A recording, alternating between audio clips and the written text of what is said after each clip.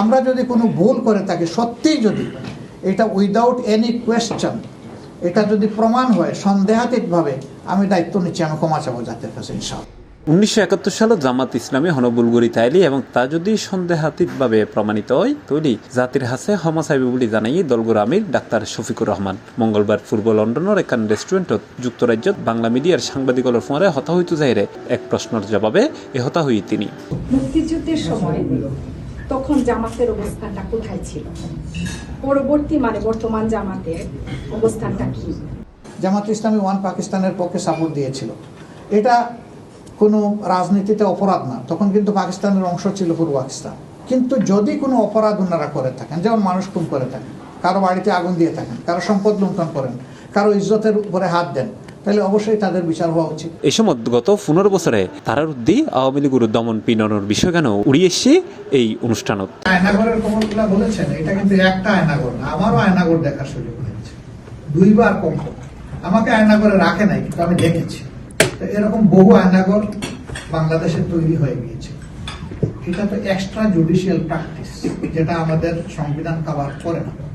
একজন নাগরিককে অবশ্যই তাকে অ্যারেস্ট করার 24 ঘন্টার ভিতরে আইনের হাতে তুলে দিতে হবে, অর্থাৎ আদালতে তাকে পেশ করতে হবে।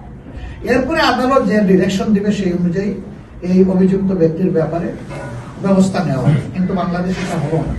8 মাস 9 মাস 10 মাস নাই, কেউ জানে না।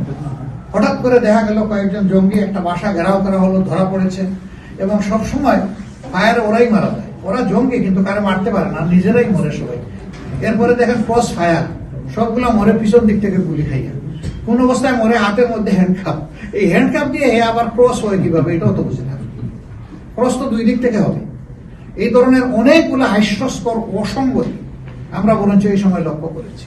পাশাপাশি গণ অভ্যুত্থানত নিহত হলর স্বীকৃতি প্রদানের দাবি জানাইরে ডাক্তার শফিকুর রহমান হইয়ে 24 গণ অভ্যুত্থানত নিহত হলরে জাতীয় বীর হিসেবে স্বীকৃতি দেওয়া উচিত। এই অভ্যুত্থানত দেশের বিয়াক শ্রেণীর মানুষ অংশগ্রহণ করছেন, এমনকি দেশের বাইরে অবস্থানরত অনেকেই যার যার সাধ্য অনুযায়ী যুদ্ধ করছে। যে আওয়ামী লীগ নির্বাচনে যাচ্ছে, তো এই অবস্থান, আপনাদের অবস্থানটা কি এই ব্যাপারে?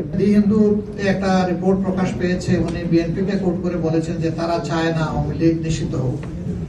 এটা তো ক্লিয়ার।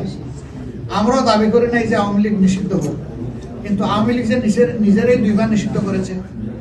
একবার বাকশাল কায়েম করার সময় সকল দল নিষিদ্ধ করছে, সাথে আওয়ামী লীগও নিষিদ্ধ, শেষ নাই, আমরাও নাই। দ্বিতীয়বার নিষিদ্ধ করলো তারা তাদের কার্যকলাপের মাধ্যমে, আমাদেরকে নিষিদ্ধ করার 4 দিনের মাথায় একটা জেনোসাইড হয়েছে। তাজা তথ্য, রক্ত, শহীদদের লাশ, হাসপাতালের বেদে কাটরানো রোগী সব রয়ে গেছে। আমরা জানি না আওয়ামী লীগ নিজেকে কিভাবে জাতির সামনে উপস্থাপন করবে, সেটা আগে আমরা দেখেছি। অনুষ্ঠানে আরো উপস্থিত আছেন জামাত ইসলামের ইউরোপের মুখপাত্র ব্যারিস্টার আবু বক্কর মোল্লাসহ, ইউরোপের জামাত ইসলামের নেতৃবৃন্দ এবং যুক্তরাজ্যত বিভিন্ন বাংলা মিডিয়াত কর্মরত সাংবাদিক। C plus TV, Chittagong.